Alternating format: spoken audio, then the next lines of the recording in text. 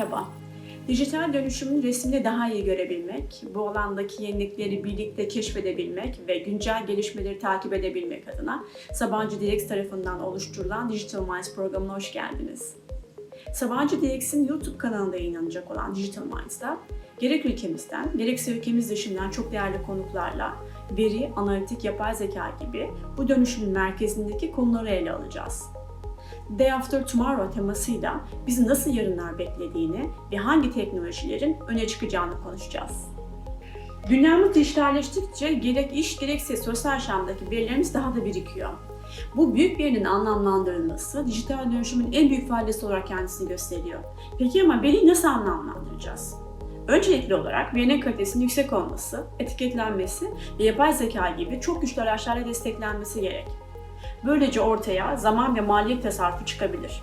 İşte bu noktadan yola çıkarak bu bölümde yapay zeka destekli açık kaynak online platformları konuşmak istiyoruz.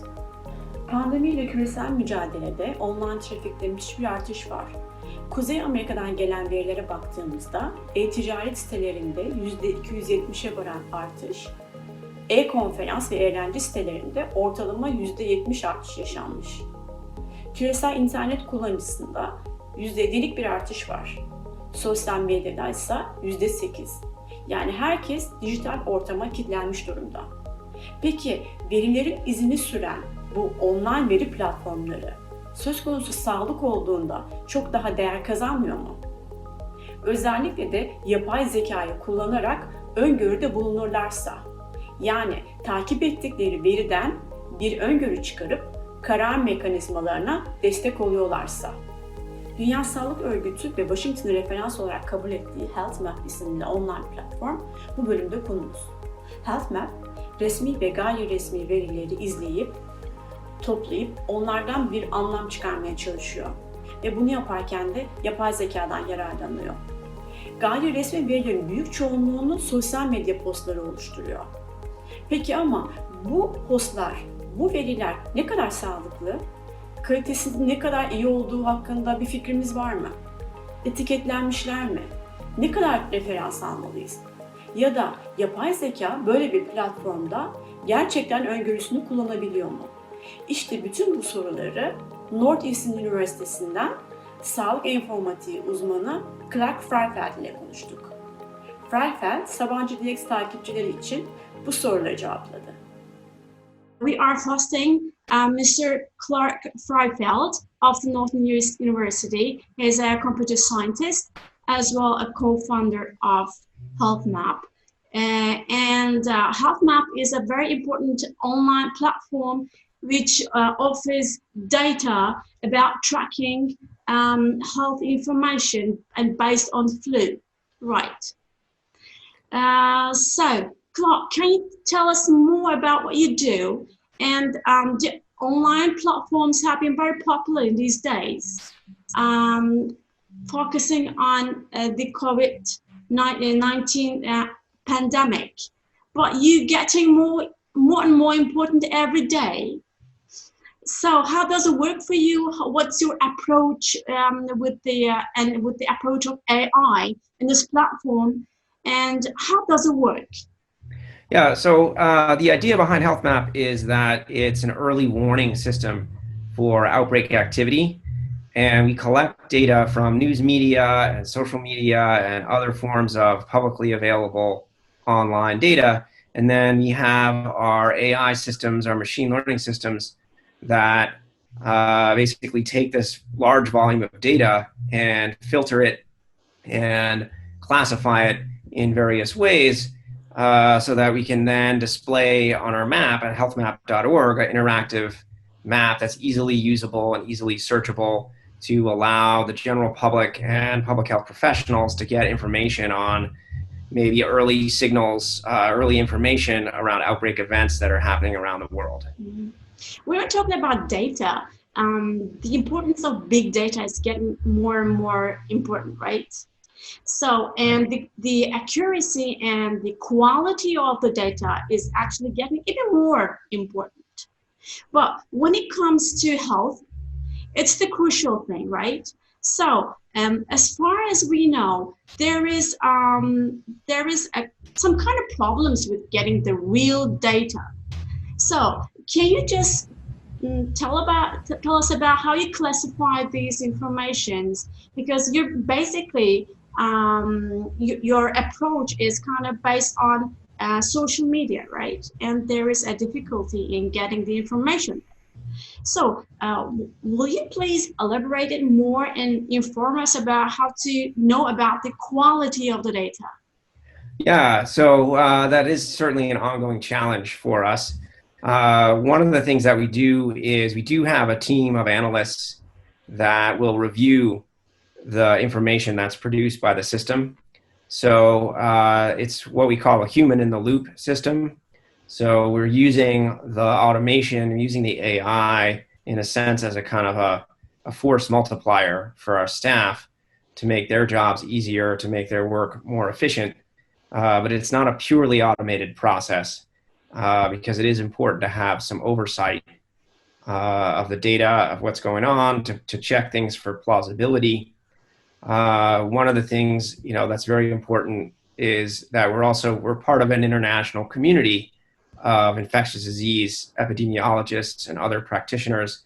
When we see something that looks potentially troubling or potentially inaccurate, we can go to our colleagues and say, what do you know about this? Have you seen this information? Does this seem plausible to you? So we have certain levels of checks in place to sort of look for, potential false information or inaccuracies. So you have all the possibilities to cross-check the information. Right. But still on the ground meaning online, you have no idea whether this information is just following following a real symptom or just fake information, because this is kind of the most troubling issues, right? About digitalization and how AI uses the data within this framework. Yeah, absolutely. At a certain level, we don't have access to what we call the ground truth in a lot of cases. So, we don't know exactly, what's going on in a particular situation, what the diagnosis is, the number of cases. But we still see our system as an early warning system, as an indicator of potential activity. We make all of our primary source data available directly to users so that users can click through and look at the original source, look at the information, and make a determination at some level for themselves about whether they find that particular report to be plausible. Are you able to see the accuracy of the information? You mean retrospectively? Yes. So, certainly in a lot of cases, and, most of the time, retrospectively, we found that our reports are accurate and that they are generally reflective of the reality.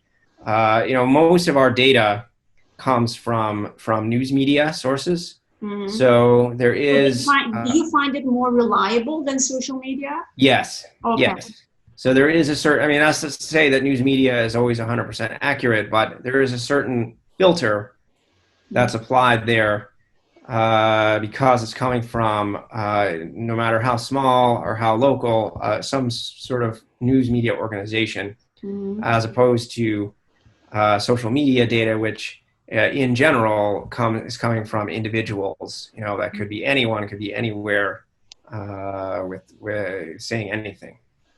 So what's the, can you just tell us about more striking information that you have about the reactions of people in this pandemic? Because everybody has been so much abnormal in the ways of manners and actions, and can you just tell us what kind of statistics you have about this?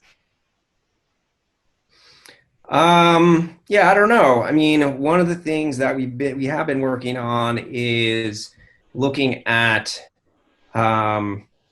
what are kind of the policy responses to the epidemic, and then doing also some tracking and mapping using our same technology, but looking at, where are the school closures happening, where are the lockdowns in effect, where there are situations that are happening in elder care facilities, which is a big problem, at least in the United States.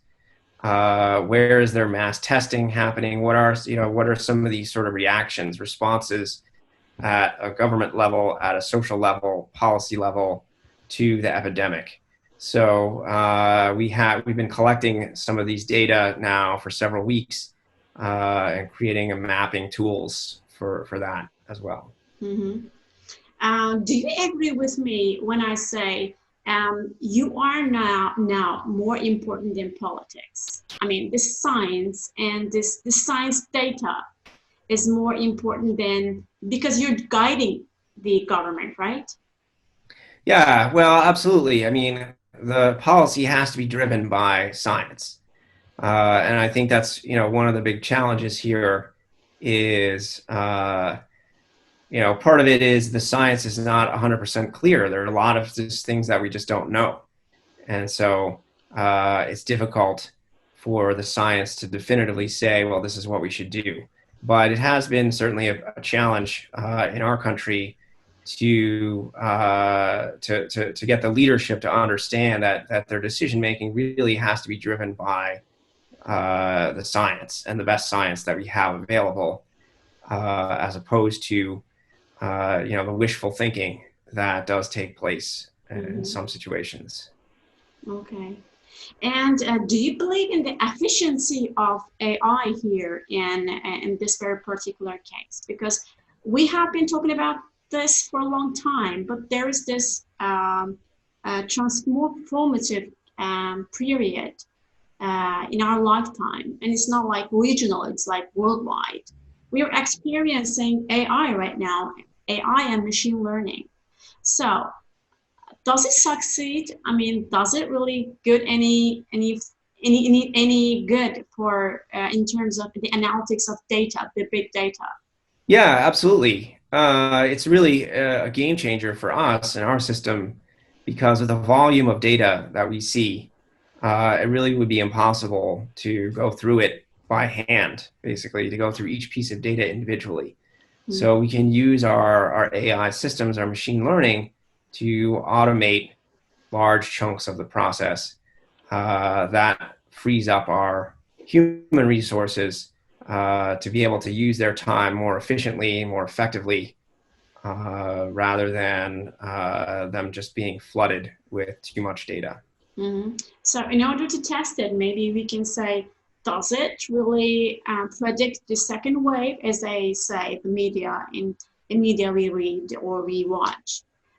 They talk about the second wave in September. So does AI predict anything like that, or what does it predict?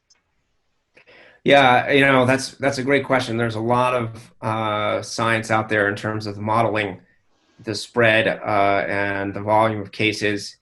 And, there's still a lot of variability because, what's going to happen in September is going to depend in large part on what are our policy decisions now.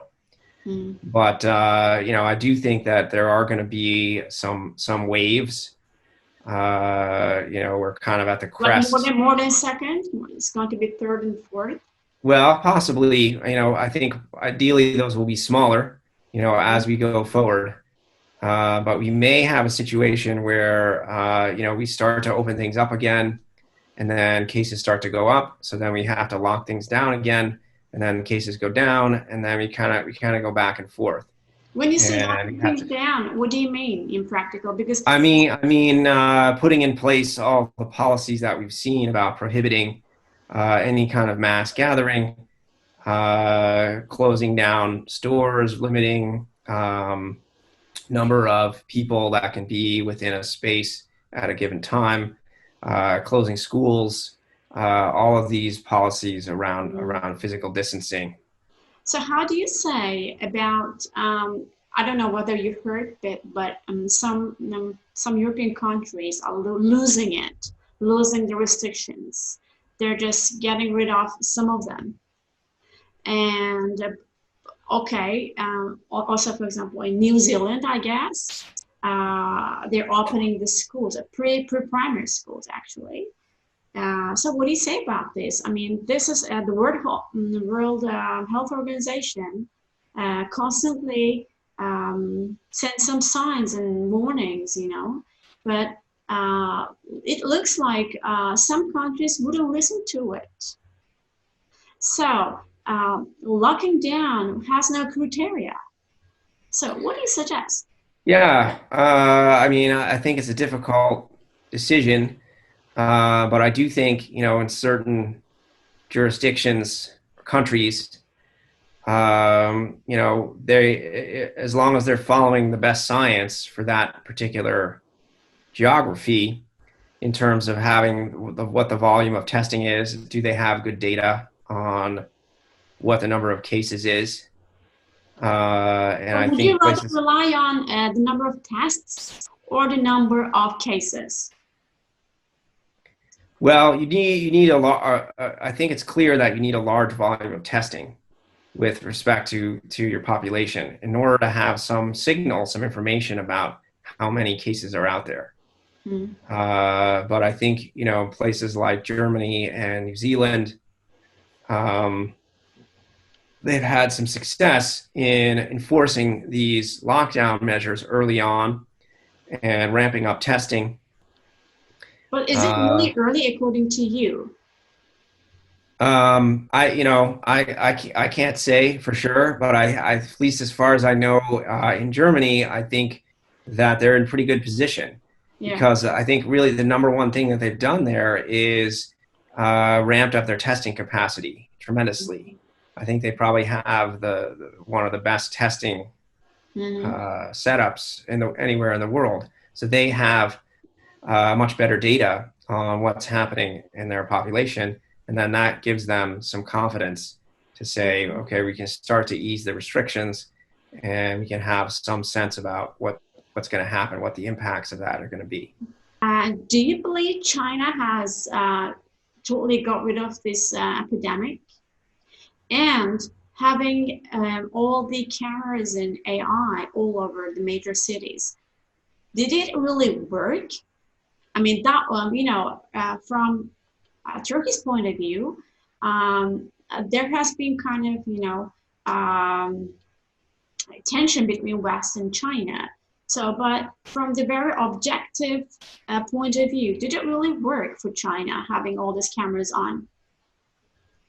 Yeah, that's hard to say, but I do think that there's a good chance that they've had more cases than immediately apparent initially. Mm-hmm. But I also think that there some of the measures that seem extreme to us in terms of lockdowns certainly were effective in China, and I also think they're starting to see some of these kind of second wave effects. Maybe I don't think this new infections have been huge at this point, but I don't think that's completely unexpected that they've got the initial sort of epidemic under control, and then they've eased restrictions as you would expect, and then now they're starting to see some more cases. And that's kind of, I think that's going to be, in some level, a likely pattern that we're going to see in other places in the world going forward. Mm-hmm. So, what suggestions can you make to Turkey and some other European countries and the region? I mean, how do we really protect ourselves, and what kind of elementary precautions can we take in order to protect ourselves? Well, I think the science is really clear that this physical distancing, the lockdown measures really are effective in slowing the spread of the virus. And so I think that's a really, really valuable tool. It's one of the only tools that we have to really confront the epidemic at this point, given the limited amount of test kits that are available, given the limited amount of treatment or treatment techniques, and given the limited healthcare capacity. I think that's true all over the world. And so I guess at an individual level, I would say, what's really important is to respect physical distancing and whatever the policies are in your particular location, that you do want to be very careful and thoughtful about respecting those policies. And that takes time. So from what you say, I understand some things are pretty much unpredictable. Yeah. So do we need to just let it go? I mean, I don't think it means giving up. I think it just means, understanding that there's some uncertainty here and working with the best science that's available, working with the best projections and models that are available, and, at the end of the day, we have to make decisions as a society under conditions of uncertainty. We have to make decisions without knowing exactly what's going to happen. Mm. And as for ones who need to transform their jobs, because there's going to be a lot of elimination for a lot of things, right? So yeah. For those who need to transform their jobs and perspectives, what data do you have? I don't know. That's also a really good question. I mean, jobs are going remote now. Of course, there's been a huge expansion in remote working for any kind of job that's possible to do remotely. People are doing it remotely. So that's obviously a major transformation. Of course, there are some jobs that can't be done remotely. And so, right now those are on hold, and I don't know what's going to happen going forward. How do we kind of open things up, and how do we sort of put various jobs into different risk categories? Because certainly some are more risky than others, regardless of them being in person versus remote. So the ones who have the foresight will win. Well, I think, of course, organizations that can adapt to this new reality of distributed remote working have a certain level of advantage. But I also think, fundamentally, we're all interconnected. We're all dependent on each other. And so, just because my particular job can be done remotely, it's still connected to other people who are connected to other people. And at some level, we all depend on jobs that can't be done remotely. And so, we need to make sure that, for a society to be successful as a whole, that we have supports in place for people who can't do their jobs remotely, because, we still depend on them. Okay. So let's give hope to the ones who's going to watch us with this interview. So there should be just one thing, at least one thing that you might, give us some kind of hope, maybe. This is a worldwide emergency with worldwide impact, and we do have our best scientists, our best researchers, our best health practitioners that are very, very focused on this problem. Mm-hmm. And, it takes time for them to produce results. But I think we will see different kinds of breakthroughs happening at all different levels in terms of the treatment, in terms of vaccine, in terms of policy, modeling, all these things. There's a huge number of people that are working on these problems, and we don't know what's going to happen. We don't know what they're going to do, but I think that we will start to see some impacts. Yeah, let's see what happens. But health data has never been that important until today, right? Yeah. Yeah. Okay. So thank you. Do you have anything else to say? I guess that's it. Anything you missed?